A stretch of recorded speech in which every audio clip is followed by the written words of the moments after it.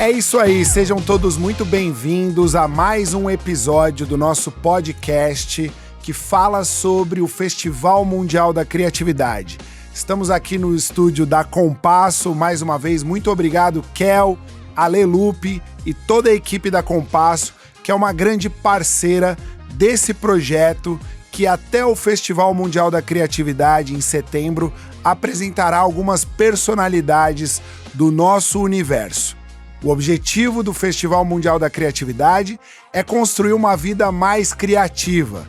E estamos aqui com Ana Paula Weba, uma pessoa extremamente inspiradora que conhece muito do mercado de comunicação, mas a gente quer primeiro conhecer quem é a Ana Paula Weba, que vida criativa é essa que está aqui na nossa frente. Seja muito bem-vinda, Ana Paula. Lucas, obrigada. Uma honra estar aqui. Eu quero começar agradecendo o Sérgio Bicudo, porque se eu tô aqui hoje é por causa dele. Sim. Ele que me puxou para esse projeto. Eu nunca imaginei que eu pudesse fazer parte desse time tão maravilhoso. E eu acho que o que a gente está construindo tem uma potência enorme, Lucas.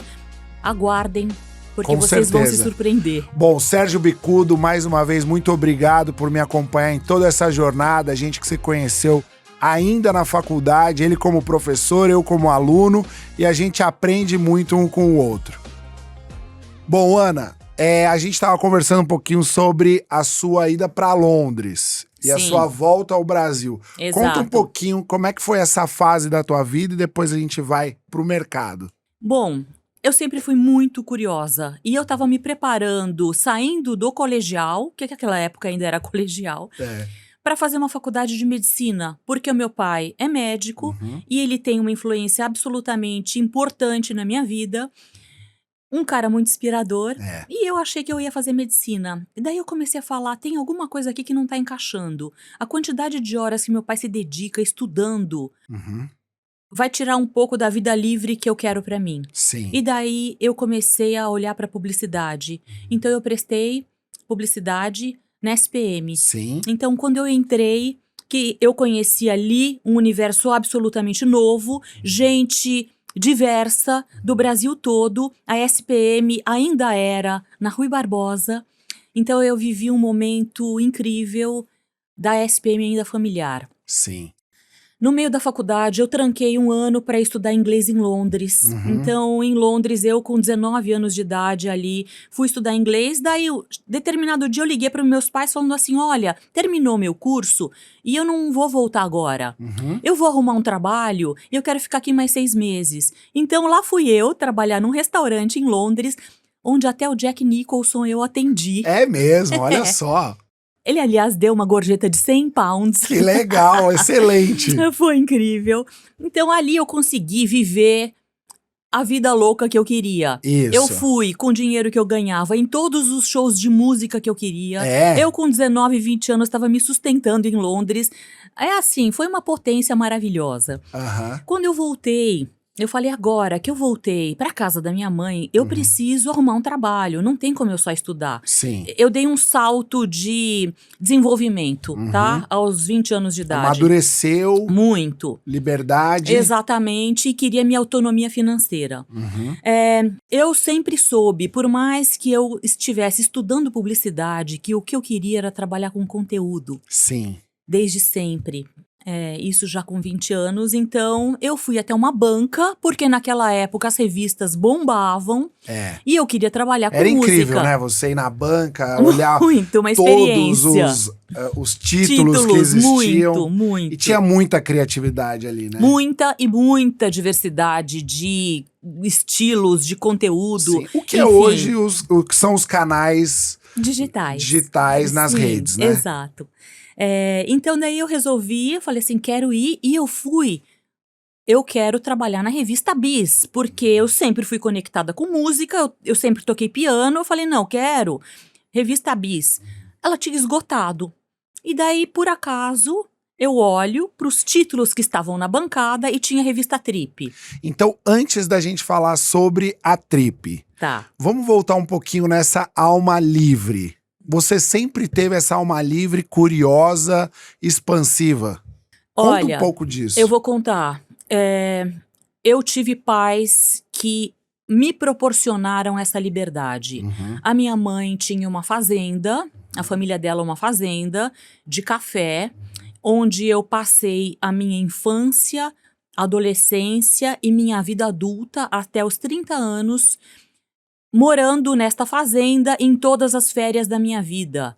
Quando eu era criança, eu ia de novembro a fevereiro, eu passava na fazenda. Como é que era essa vida na fazenda? A gente estava livre para fazer o que a gente quisesse. Então eu acordava de manhã, eu descia para brincar com as crianças que moravam, que eram os filhos dos colonos da fazenda. Eu descia para brincar com eles, Sim. com esses trabalhadores, com as crianças dos trabalhadores, eram os nossos melhores amigos. Ali eu brincava sem brinquedo. Sim. Eu brincava com os elementos da natureza. Imaginação e natureza. Mais uma potência absurda. É. Ali a gente pegava a charrete e ia sozinhos com um menino de 15 anos que dirigia a charrete. Passear. Memórias maravilhosas. Mas inesquecíveis. Então é assim, a minha vida é uma vida de liberdade. Sim. E o meu pai, como pediatra, era assim: pai, a gente pode nadar na piscina na chuva, à tarde, depois do almoço? Claro que pode. Sim. Pai, a gente pode descer, andar descalço e depois de chover brincar na lama? Naquela lama que era uma massinha? Claro que pode. Ou seja, há necessidade de ter o incentivo dentro de casa. Muito. E de ter essa oportunidade de conexão com a natureza. E tem um aspecto interessante que o meu pai me ensinou e que eu nunca me esqueço e que eu trago comigo até hoje. O meu pai, só um parênteses, ele foi fazer a tese dele com a alimentação dos índios do Alto Xingu com os irmãos Vilas Boas. É mesmo? Então, que interessante. Meu pai sempre foi um observador da natureza e ele aprendeu muito com os índios. Sim. Então, eu aprendi a observar a natureza e a sentir a natureza desde criança e de muito nova. Então, nós éramos crianças que subiam nas mangueiras com um canivetinho que meu pai me ensinou a usar para poder pegar a manga do pé e descascar. Eu aprendi a estar atenta aos movimentos para poder observar os pássaros, para poder observar os barulhos, para poder entender que aquele cheiro estava a chuva se aproximando. Mas você também sempre teve muito essa sensibilidade de perceber tudo isso, né? Eu acho que todo mundo tem. Uhum. Eu não acho que isso é uma coisa minha. Eu acho que as pessoas nascem com essa sensibilidade, umas mais, outras menos. E quando você potencializa isso, e quando você está aberto para perceber os sinais da natureza, para poder observar os sinais do outro, isso é muito maravilhoso. Mas eu não acho que isso é uma característica minha. Eu acho que isso é uma característica de todos e que alguns têm mais oportunidade de desenvolver e outros menos. Mas você diria então que você é apaixonada pela vida. Eu sou apaixonada pela vida, pela natureza, pelas pessoas. Pelas pessoas. Eu percebo isso em você. Você realmente é apaixonada por gente, né? Eu sou apaixonada e eu me interesso pelas pessoas. É. Eu gosto muito Sim. de mergulhar na história das pessoas, de entender as pessoas, porque eu acho que é um aprendizado. É. Ana Paula Aueba, que chegou, como ela mesma disse, através do Sérgio Bicudo, ao Festival Mundial da Criatividade, que trabalha por uma vida mais criativa. Esse é o projeto para o futuro. Exato. Mas antes, você recebeu a oportunidade de não comprar uma revista Bis e comprar uma revista Trip. Exatamente. E daí eu abri a revista, olhei quem eram os líderes. Mas você se apaixonou pela proposta da Trip? Que na foi? hora, pelo lifestyle, por uma vida livre, porque a capa era uma moça olhando para o mar, observando a galera surfando. É. E ali, quando a gente olhava para o surf, naquela época, você não estava falando do esporte, você estava falando de um lifestyle. Claro. De um lifestyle ligado à natureza. Isso já há muitos anos atrás. É. Ligado à natureza, Sim. onde você se preocupa com alimentação, onde você se preocupa com o seu corpo, onde você é mais livre nas relações, enfim. Aquilo me chamou a atenção. Sim. E daí eu entrei em contato com eles pelo telefone, falando assim, olha, eu sou estudante da SPM de publicidade e eu queria saber se eu posso fazer um estágio aí. Eles não só me contrataram como estagiário, como me contrataram também a minha melhor amiga, porque fomos eu e ela bater na porta, as duas, que estudavam na SPM. Era na rua Cerro Corá, no Alto era da na Lapa. Cerro Corá? Era. Entendi. Então lá fui eu, produzi o programa de rádio da Trip, que era o Trip FM, Sim. dentro da 89. E eu ali juntei conteúdo, música, porque eu podia também escolher as músicas que iam tocar, fazia pauta. Você tinha liberdade também ali. Liberdade. Mas porque também construiu um senso de responsabilidade. Eu sempre fui responsável. E eu tive isso acho que é uma característica minha, e eu tive uma liderança que marcou a minha trajetória, que é o Paulo Lima. Sim. O Paulo... Conta um pouco quem é o Paulo Lima. O Paulo Lima, ele é o publisher da Trip, ele é uma das cabeças mais interessantes e brilhantes que a gente tem no Brasil. Com certeza. E ele construiu, além da Trip, da TPM, a história do custom publishing no Brasil. Vamos homenagear ele no festival? Mas demais, ele merece. Merece, com certeza.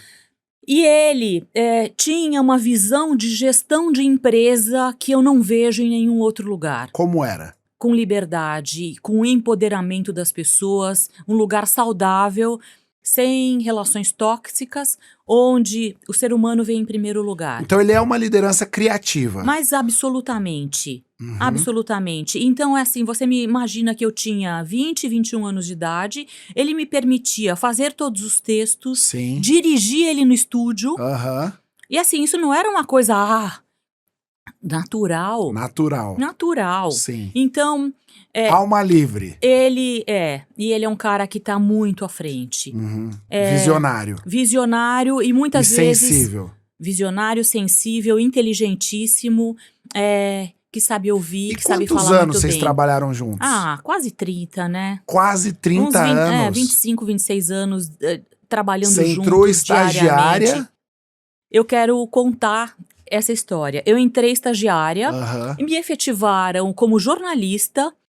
Então, fiz muito conteúdo. Chegou um momento que daí a minha inquietude falou assim, preciso fazer outra coisa, acho que eu vou abrir a minha empresa. Sim. Eu tinha 23 anos. Eu achei que já tinha passado 10 anos. Não. Daí eu tive este gap, onde eu abri a minha empresa, que era uma empresa de eventos culturais. Olha só. E eu tinha alguns amigos, como por exemplo, o Turco Louco. que Meu amigão, tinha a marca Cavaleira. De Cavaleira. Ele me abriu as portas na Secretaria Municipal de Cultura. Sim. Eu fechei um contrato com a Secretaria Municipal de Cultura através do Turco, onde eu fiz mais de 10 eventos para no mínimo 10 mil pessoas no Vale do Anhangabaú. Nossa! Gratuitos.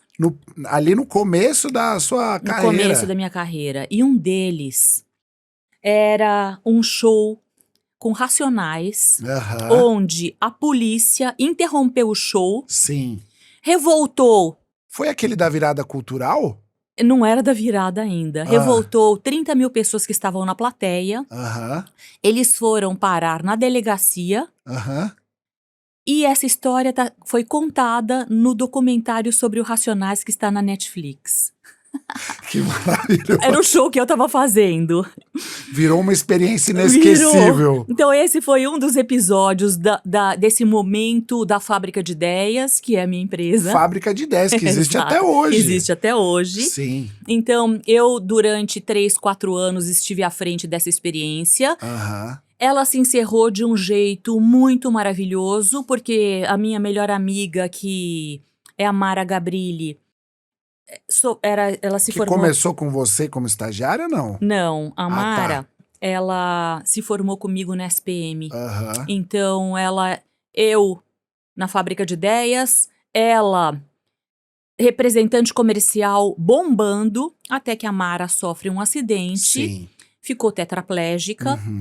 E eu, nessa última fase da Fábrica de Ideias, eu tive a oportunidade de ir com ela para Houston, no Texas, onde, logo após o acidente, ela foi aprender a como se reconectar com o corpo dela, que ela ficou tetraplégica, né? Então, como ela ler os sinais do corpo, porque eles são diferentes. Então, essa experiência também foi muito marcante para mim, porque a Mara é uma pessoa se tem alguém inspirador e criativo, essa pessoa é a Mara, com uma potência absurda. Hoje ela é senadora. E ela, enfim, trouxe essa experiência e eu fui junto com ela. Então, 3 pessoas potentes até agora. Seu pai, Sim. né? O Paulo Lima, Sim, Mara Gabrilli. sim, Todas ali com você, alma livre. sim, muito. Além ali da sua mãe, a fazenda. Exato. O menino de 15 anos que dirigia a charrete. Exato.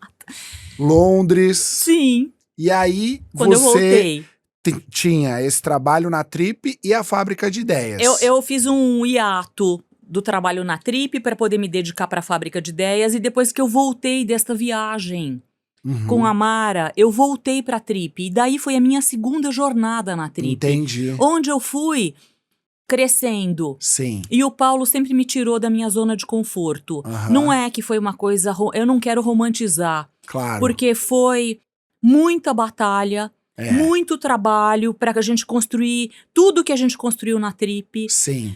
Muitas horas de trabalho.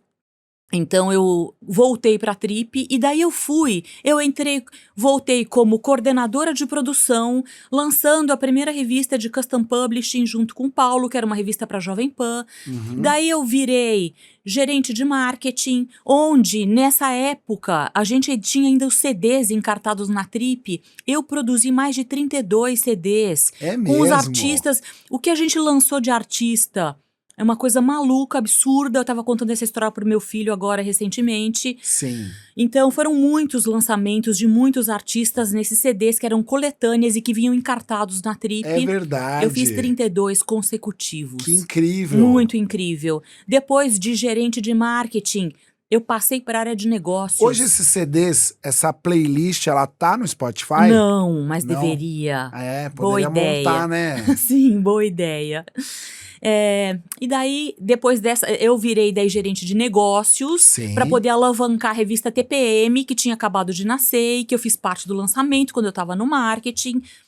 Daí, de gerente de negócios, eu virei diretora de projetos especiais. Depois eu fui acumulando funções, diretora de projetos especiais, diretora de negócios e diretora de eventos. Mas então, com liberdade, responsabilidade, entusiasmo e iniciativa, você praticamente virou dona junto com o Paulo Lima ali. Você construiu muita coisa junto. Muita. E também com muito direcionamento, com muito aprendizado, com erros e acertos.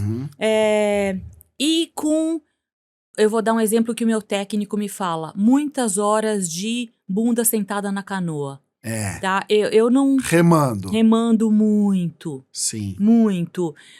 Eu quero destacar isso, Lucas, porque eu acho que achar que a gente vai conseguir as coisas, pelo menos na minha história é assim, eu nunca consegui nada de graça, nunca foi me oferecido nada fácil, nem nada de graça, eu sempre tive que batalhar muito por tudo que eu conquistei até agora. E hoje a gente tem o início das Olimpíadas, o Isaquias Queiroz é um grande exemplo disso, né? Exatamente.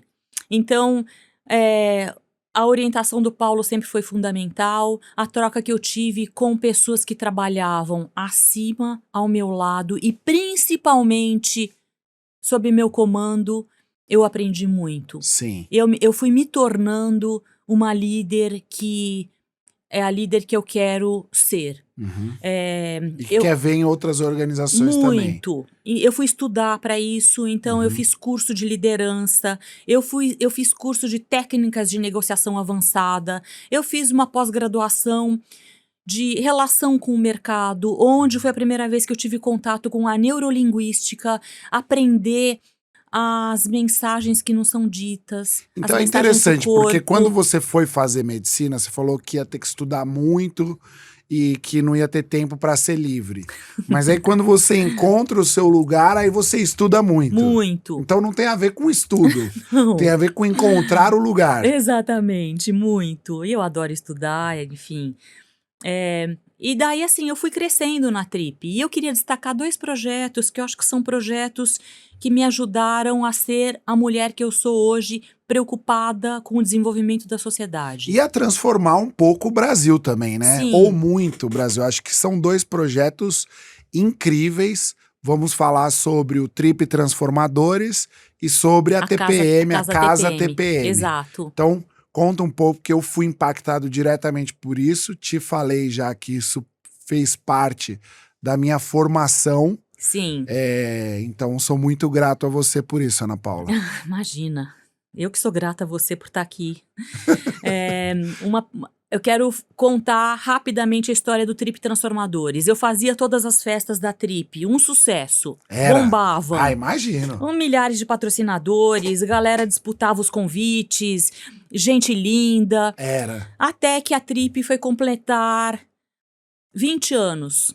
E daí o Paulo me chama e fala assim pra mim: Paula, a gente precisa pensar num projeto que deixe algum legado.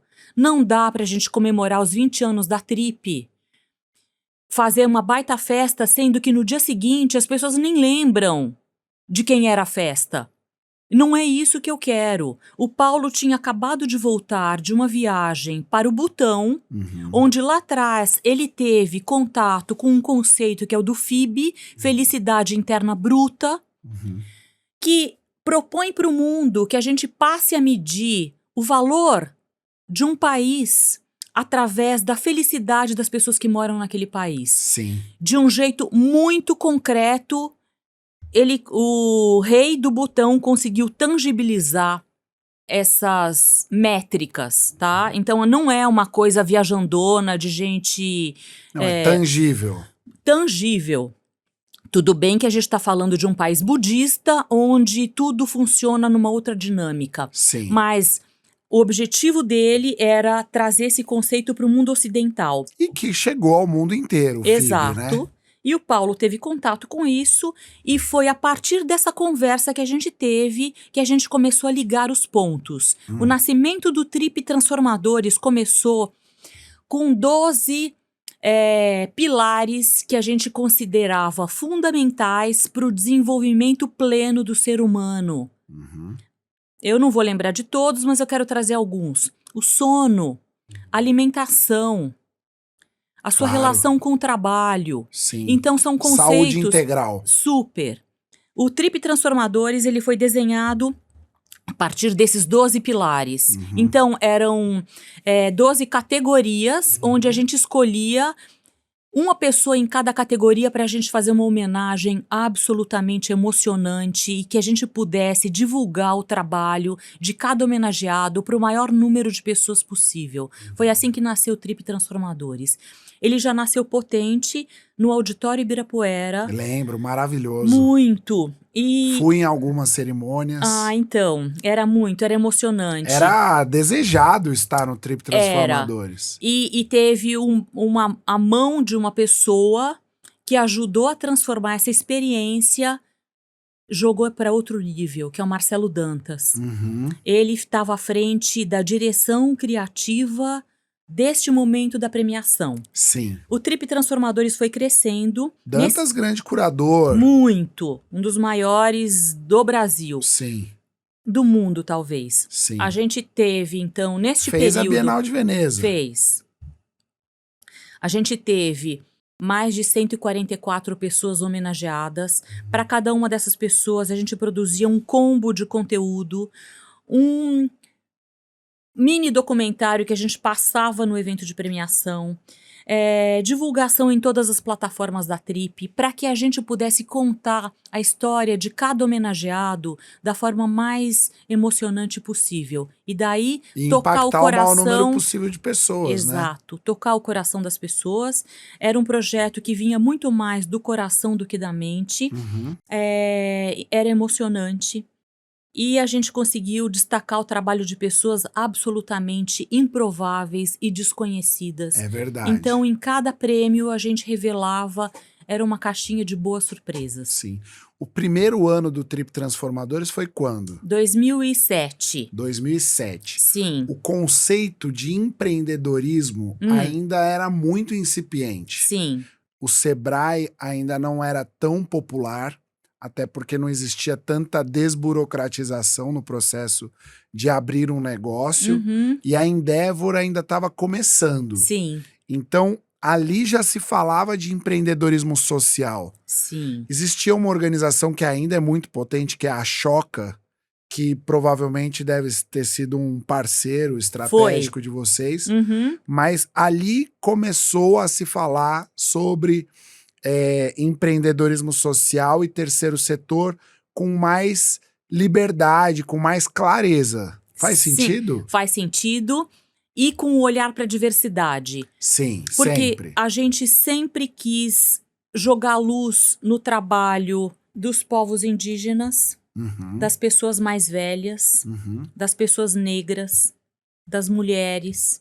Então a gente tinha um mix ali de pessoas que a gente queria que estivessem representadas no time de homenageados. E tem um aspecto interessante que em determinado momento, Lucas, no segundo ano, a gente percebeu que a gente não queria que houvesse, porque o primeiro ano tinha um modelo onde a gente indicava 3 pessoas para homenagear uma que era revelada no momento da premiação. Sim. A gente não queria que houvesse nenhum tipo de competição. Claro. Então a gente tirou esse formato. Ou seja, todos os valores da Trip eram expressados através do Trip Transformadores. Exatamente. Sim. Então a gente passou a tirar o caráter de competição e focar na homenagem. Sim. Tá? Claro. Todos ali estavam no mesmo pé de igualdade. Laureados. Exato. Sim. O Prêmio Trip Transformadores completou quantas edições? 14, sendo que a última foi durante a pandemia. Como a gente estava no meio da pandemia, sem a possibilidade de fazer eventos, a gente levou o Prêmio Trip Transformadores para TV, para TV Cultura. Então a gente fez uma parceria com o Tadeu Jungle. Sim. A gente repensou o formato do prêmio e eram conversas entre convidados e os homenageados. Sim. Então viraram 12 episódios na TV Cultura de um projeto baseado no Trip Transformadores. Eu vou fazer um parênteses agora na linha cronológica aqui pra gente falar um pouco sobre tendência. Tá. Você, uma mulher de experiências, né? Da Fazenda pra Londres, depois Trip, tudo que você viveu, criou para as pessoas viverem experiência. Então você é uma mulher que acredita nesses 5 sentidos. Muito. E na relação entre as pessoas.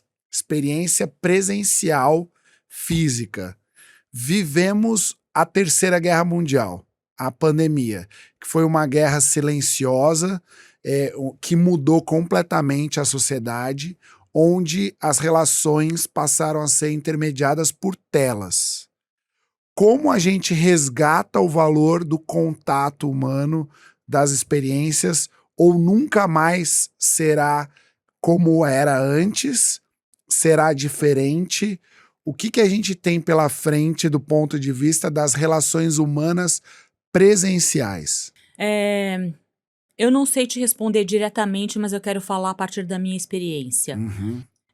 A minha experiência com a pandemia intensificou a relação com as telas de uma forma tão intensa que mudou a minha plástica cerebral a ponto de eu não conseguir mais hoje ler um livro.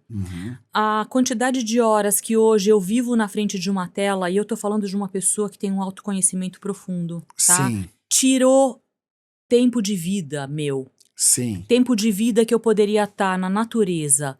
Tempo de vida que eu poderia estar trocando com as pessoas. Que eu poderia estar lendo um livro. Que eu poderia estar meditando. Sim. Tá? E que eu poderia estar não fazendo nada. A tela me roubou e me rouba tempo de vida. Sim. Tá? Então, isso, o que eu acho que pode acontecer?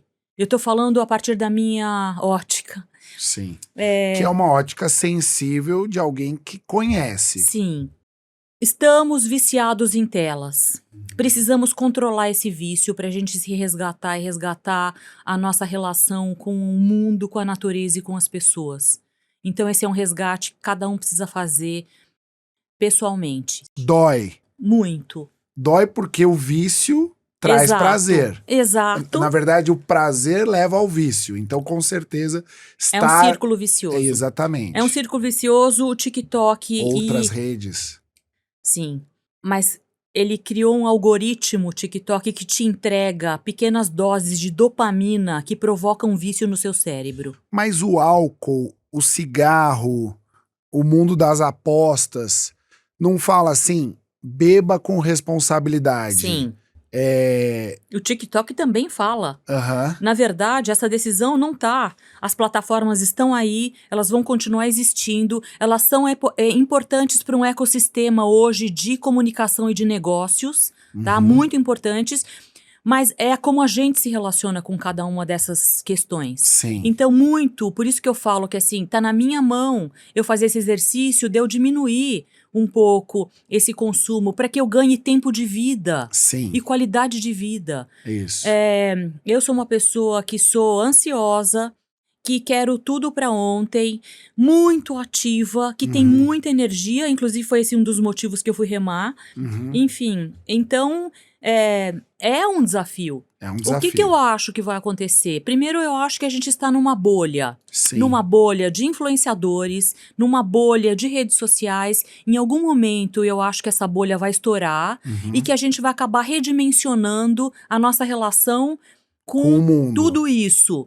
Mas achar que essas coisas vão sumir e desaparecer, imagina, vão estar aí e só vão crescer como é a inteligência artificial. Então vamos falar um pouquinho sobre a vida, Tá. né? A gente tem aí uma longevidade cada vez maior, a gente precisa encontrar sentido para essa vida e a gente precisa de repertório para viver bem, né? Uma vida mais criativa, essa é a proposta do Festival Mundial da Criatividade. O que a gente precisa fazer, e aí uma delas é equilibrar esse uso de tela, mas onde buscar repertório para uma vida mais criativa? No ócio, na relação com a natureza, na preocupação e na consciência de que a gente está em franco desenvolvimento até o último dia da nossa vida. Esse processo de autoconhecimento e de desenvolvimento, ele não tem fim. E esse é o único denominador comum que todos os seres humanos têm. Independente da sua condição, você tem chance de ser uma melhor versão sua todos os dias até o último dia da sua vida. Então, eu acho o autoconhecimento a principal ferramenta para você poder estabelecer relações saudáveis com tudo que diz respeito à vida das pessoas. Agora, um outro ponto acrescentando a essa, que não é uma receita nem um manual, mas são aspectos da vida para construir uma vida com sentido. Sim. Qual o papel do amor nesse processo? Para mim é a base de tudo. Eu não funciono com nenhuma outra ferramenta que me preencha a não ser com o amor. Eu preciso ter amor pelo trabalho que eu faço, eu preciso ter amor pelo esporte que eu pratico, eu preciso ter amor pelas pessoas com as quais eu me relaciono, e para mim essa é a base de tudo. O amor é só prazer? Não, na verdade, para mim são coisas distintas. Isso, então vamos falar um pouco sobre isso, a dor que existe no amor. Mas claro que sim, daí eu posso trazer o esporte como um exemplo? Claro. Eu sou remadora, eu remo há 11 anos, eu parti de um lugar de doença para um lugar de performance, e hoje eu sou campeã paulista, como eu comentei com você. Mas isso não era um plano. Nenhum! Isso veio a partir de uma doença. Eu estava entrando num processo de osteopenia depois de uma gravidez seguida da outra, e a minha médica virou e falou assim pra mim: ou você ganha massa muscular e vai fazer um esporte ao ar livre, no sol, ou você vai ter osteoporose logo mais. E daí eu fui remar, porque meu marido remava, meus amigos remavam, e eu fui experimentar. Eu me encontrei no esporte. E se eu virar e falar pra você que eu gosto de acordar às 5:30 da manhã para estar às 6:30 da manhã sentada numa canoa remando, eu tô mentindo, é um esforço enorme pra mim. Sim. Se você me perguntar se eu gosto de ter todos os calos que eu tenho na mão, se eu gosto de não poder mais pintar minhas unhas, não gosto, não me importo mais. Mas é assim, o que eu tô querendo dizer e amarrar é que são esse não é o lado glamuroso, nem... Mas o amor pelo esporte, pela canoa, ele é maior do que qualquer uma dessas coisas. E daí é ele que me alimenta para eu poder enfrentar todas as adversidades, que é remar às 6:30 da manhã, no frio e na chuva, acordar muito cedo, que não faz parte da minha natureza, enfrentar mares gigantes, onde você entra ali com o objetivo de sair viva, você se supera a cada dia. E não é assim também com a maternidade, com a paternidade, num casamento? É assim com a maternidade, com a paternidade num casamento e é assim na vida profissional. Aham. Porque a analogia que existe entre a canoa e a vida profissional, ela é perfeita. literis. Exatamente. Você imagina 5 mulheres, 6 mulheres completamente diferentes entre si, que precisam alinhar o seu objetivo, que sentam na canoa, Disciplinadas. que são diferentes, têm corpos diferentes, têm ritmos diferentes e tudo isso precisa estar alinhado com o mesmo objetivo. Então, existe um saber da canoa que a hora que você traz ele para a vida profissional, encaixa como uma luva. Você sabe que a Dinamarca, que inclusive é considerado um dos países mais felizes do mundo, não a felicidade eufórica, maníaca, mas a felicidade do ponto de vista de direitos. Sim. Né? Tem a cultura viking como base da sua cultura social. E o remo tem muito a ver com a cultura viking. Mas muito. Eu não sei de onde eu tenho uma conexão muito grande com isso, porque ali, a hora que você tá na canoa, na sua potência máxima, fazendo muita força, enfrentando um mar absurdo, vem à tona um lance ancestral, um lance visceral e tribal, que eu não sei de onde vem, mas tá ali. Tá ali. Tá ali. É humano. Vem à tona tudo isso. Agora, Ana Paula Ueba, você entrou na canoa do Festival Mundial da Criatividade. Sim. Tá remando muito. Por quê? Primeiro porque o Sérgio me convidou. É o líder. O Sérgio me convidou e que eu confio nele profundamente. Ele falou, olha este projeto. A hora que eu olhei para o projeto, Lucas, e que eu vi o potencial que esse projeto tem hoje e amanhã, eu falei, eu quero estar nesse projeto. Primeiro que eu já gostei e achei todas as pessoas interessantíssimas. Eu falei, aqui tem gente muito bacana, muito interessante. Tem você, massa crítica. a Fabi, pessoas que eu sei que eu vou poder ter uma troca com liberdade, sendo quem eu sou. E isso pra mim é muito importante. Não queira me colocar numa caixinha, porque eu não vou. Eu quando me colocarem numa caixinha, eu perco minha potência. Então eu não posso. E eu percebi que aqui eu não tô em caixinha nenhuma. Sim. Que eu tô podendo trazer à tona o que eu tenho de melhor. Eu quero só te dizer uma coisa, antes da gente falar mais sobre o Festival Mundial da Criatividade. Eu estudei psicologia na PUC. No 3º ano da faculdade de psicologia, eu pensei em desistir da faculdade. E eu fui fazer uma disciplina de empreendedorismo na FEA da Universidade de São Paulo. E fui tentando encontrar sentido para continuar remando, vamos dizer assim. A clínica na psicologia não fazia o menor sentido para mim, mas eu também tinha rejeitado estudar publicidade por conta dessas questões que a gente já conversou sobre o conteúdo para nós ser mais relevante do que a propaganda. E aí, o prêmio Trip Transformadores, ele foi uma boia de salvação para mim. E eu digo isso com muita clareza, olhando nos seus olhos, porque quando o Paulo Lima convoca você para pensar o legado da Trip, os 20 anos da Trip, e ele fala, olha, a gente precisa fazer alguma coisa, eu quero te dizer que o Festival Mundial da Criatividade está 100% conectado com esse momento do Paulo Lima te convidando para construir o legado dos 20 anos da Trip. Quero te dizer isso porque essa boia de salvação, quando eu vi o prêmio Trip Transformadores, eu falei, existe esperança. Há esperança. Sim. E eu acho muito importante te dizer isso, porque se você encontra semelhança nessa tribo, Claro. é porque nós somos uma continuidade da tribo que você ajudou a construir. Maravilhoso. Eu encontro muita semelhança.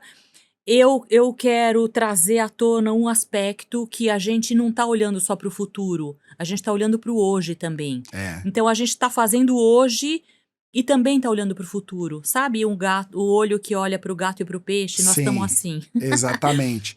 E aí é muito interessante, porque em setembro nós fizemos, né, em setembro de 2023, o lançamento do Festival Mundial da Criatividade. Foi um evento super incrível, assim, no Museu de Arte Contemporânea, sempre levando em consideração esses aspectos de arte, cultura, empreendedorismo, economia criativa e inovação e sustentabilidade. E o Marcelo Serpa foi uma das pessoas que participou desse encontro. Então eu acho que seria muito interessante, a gente combinou com o Marcelo Serpa de fazer uma homenagem a ele no Festival Mundial da Criatividade desse ano. Maravilhoso. Então eu acho que a gente deveria fazer um encontro, você mediando esse encontro entre Paulo Lima e Marcelo Serpa. Ah, Lucas. O que você acha? Acho uma responsabilidade enorme. Mas os dois não são parceiros nessa ideia? Eles são parceiros, mas eu sou uma formiguinha perto deles, Mas Lucas. hoje você que tá liderando. Ah, vai ser um prazer, são maravilhosos. O Marcelo Serpa, assim, quando a gente olha para o mundo da publicidade e ao MAP, e o farol. que ele construiu sempre foi. Inclusive, a primeira marca que apoiou o Trip Transformadores foi trazida pelas mãos do Marcelo Serpa e do Paulo Camossa. Sim. Então, o prêmio passou a existir a partir do momento que eles acreditaram no projeto. Uhum. Então, acho maravilhoso, acho incrível. E os dois são surfistas? Os dois são surfistas. Você já surfou? Ai, já tentei, mas não. Mas você tá na água de outro jeito. Sim. Tem o Canal Off fez um documentário com 10 episódios, destacando, chama Jornada Dupla. Sim. Destacando pessoas que têm uma atuação única no mundo corporativo e no esporte. Uhum. Tem um episódio que é comigo e outro que é com o Marcelo Serpa. Ah, é? E o terceiro que é com o Meco, que, como você sabe, hoje é um dos donos da África. Sim. Então, O Meco, que é sócio do Sérgio Gordilho, exatamente. que estará no Festival Mundial da Criatividade. Exato. Então, é muito interessante porque é uma série que hoje está no Off Play, já passou muito no canal Off, que conta um pouco dessa visão de como esse ecossistema esporte e mundo corporativo pode coexistir, ser complementar e potencializar cada uma das pessoas. Sim. Então, agora me responde, o que é entusiasmo? Eu acho que é um alinhamento do propósito da alma. Sim. Com o que você está fazendo. Uhum. Eu acho que isso gera o entusiasmo. A hora que você encaixa alguma coisa ali, gera um entusiasmo, sabe? Mas é uma coisa maior, ela vem da intuição, vem de dentro, não é uma coisa que dá pra você, não vem do mental, tá? Ele vem de outro lugar, e isso gera o entusiasmo. Eu tô falando pra mim, tá? O prêmio Trip Transformadores poderia ser prêmio Trip Entusiasmados? Nossa, sim. Entusiasmados, encantados, surpresos e impactados.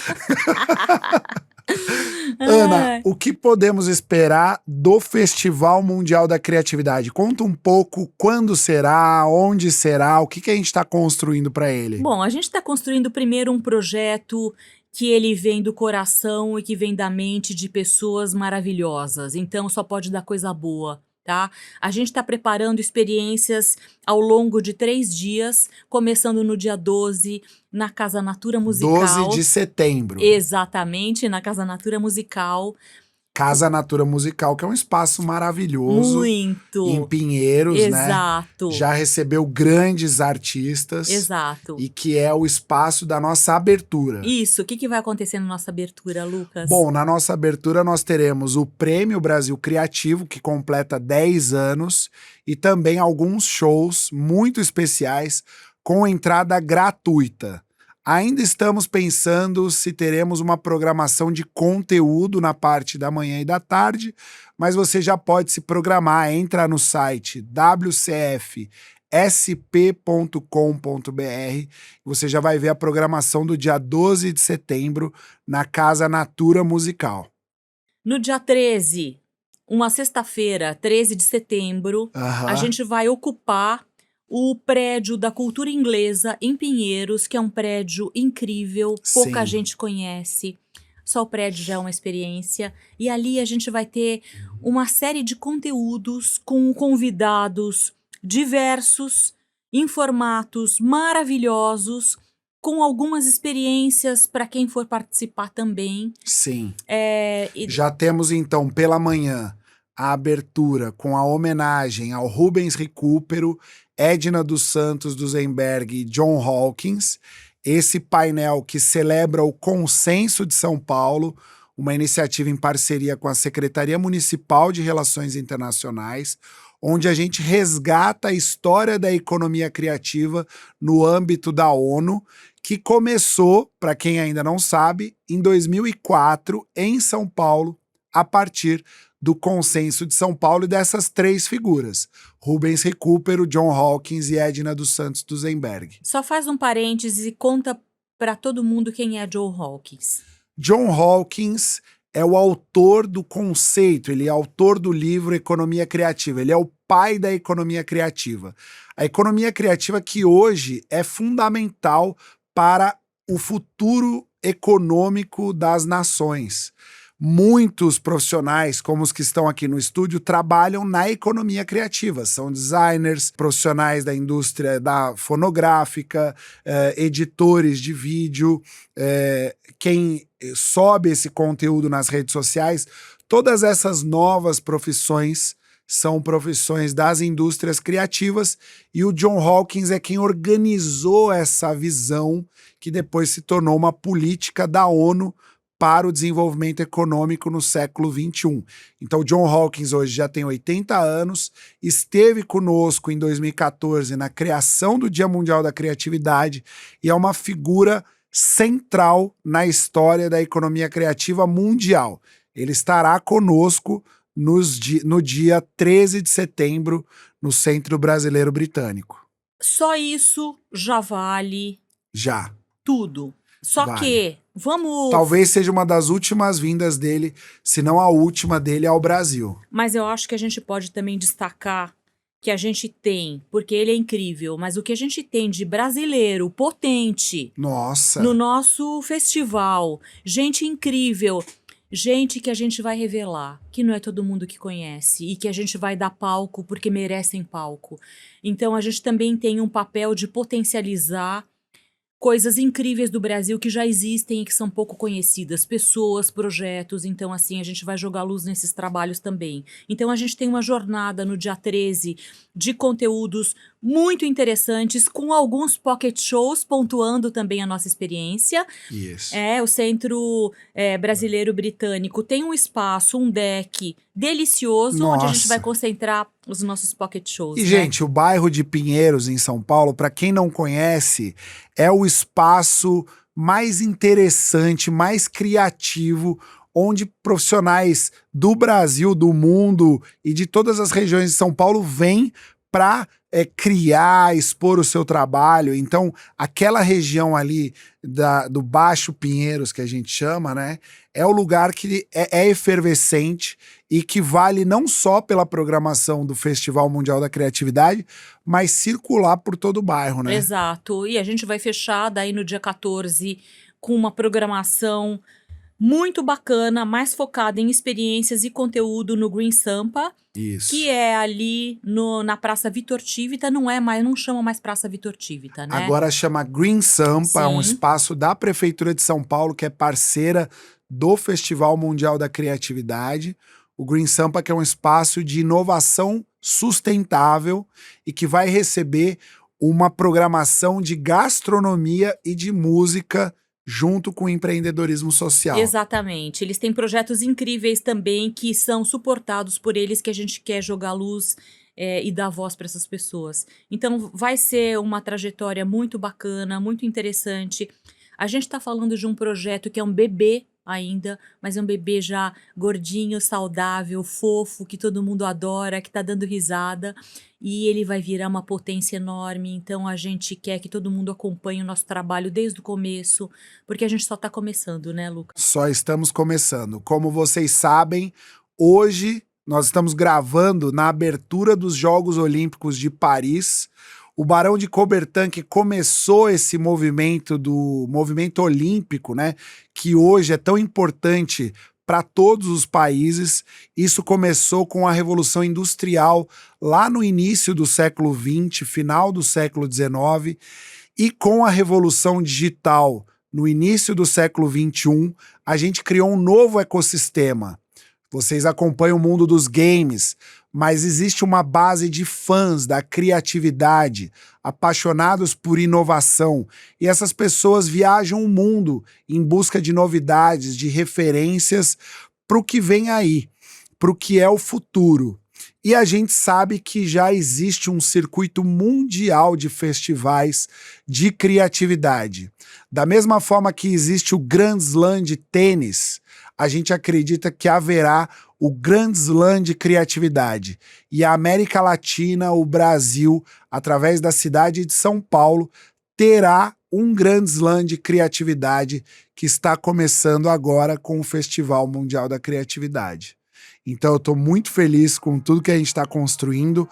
Agradecer a você, Ana Paula Ueba, ao Sérgio Bicudo, a Compasso, que faz parte dessa história, mas também a JCDecaux, a todos os parceiros, a Prefeitura de São Paulo, que estão construindo essa história junto com a gente, ao British Council, Exato. Né, a Secretaria Municipal de Relações Internacionais. Gente, é uma infinidade de aliados criativos, lideranças que querem ver o Brasil presente nesse circuito mundial. Lucas, tamo juntos. Tamo junto, queridona. Vamos com tudo. E nos vemos no Festival Mundial da Criatividade nos dias 12, 13 e 14 de setembro em Pinheiros. Até lá. Tchau, tchau, pessoal. Obrigado e até o próximo episódio.